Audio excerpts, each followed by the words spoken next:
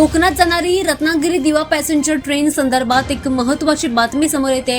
मुंबईतून कोकणात जाणाऱ्या सामान्य प्रवाशांसाठी असणारी रत्नागिरी दिवा पॅसेंजर ट्रेन ही पूर्वीप्रमाणे दादर स्थानकापर्यंत चालवण्यात यावी ही मागणी रेल्वे खात्याकडून आता फेटाळण्यात आली आहे। त्यामुळे कोकणकरांसाठी हा अतिशय जिव्हाळ्याचा विषय असणारी बातमी आहे।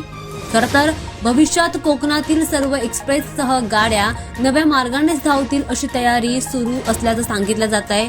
कोरोना महामारीपूर्वीच्या काळामध्ये रत्नागिरी दादर पॅसेंजर ट्रेन थांबवण्यात आली होती आणि सध्या ही ट्रेन फक्त दिवा स्थानकापर्यंतच उपलब्ध आहे। मुंबईतील काही सामाजिक आणि राजकीय संघटनांनी दादरपर्यंत पुन्हा सुरू करण्याची मागणी केली, मात्र रेल्वे मंत्रालयाने ही मागणी फेटाळलेली आहे, ती मान्य केली नाहीये। त्यामुळे कोकणकरांचा प्रवास कुठेतरी आता त्यांना प्रवासामध्ये अडचणी येऊ शकतात।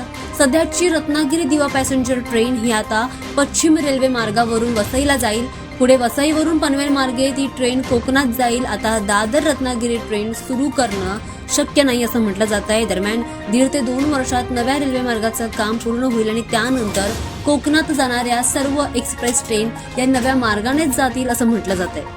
पुढच्या 1 ते 1.5 वर्षांमध्ये हे काम पूर्ण करण्याचे प्रयत्न सुरू आहेत। आपल्याला नवीन मार्ग मिळणार आहे, त्यामुळे आता यामध्ये राजकारण आणू नये असं आवाहन खासदार रवींद्र वायकर यांनी केलेलं आहे। दरम्यान कोकण रेल्वेचा मार्ग बदलण्याची तयारी सुरू आहे। सध्या रत्नागिरी दिवा पॅसेंजरची दादरपर्यंत सेवा सुरू करण्याची मागणी मान्य करण्यात आलेली नाहीये, त्यामुळे नवीन मार्ग आणि सेवांची योजना पुढे सुरू राहणार असल्याचं म्हटलं जातं।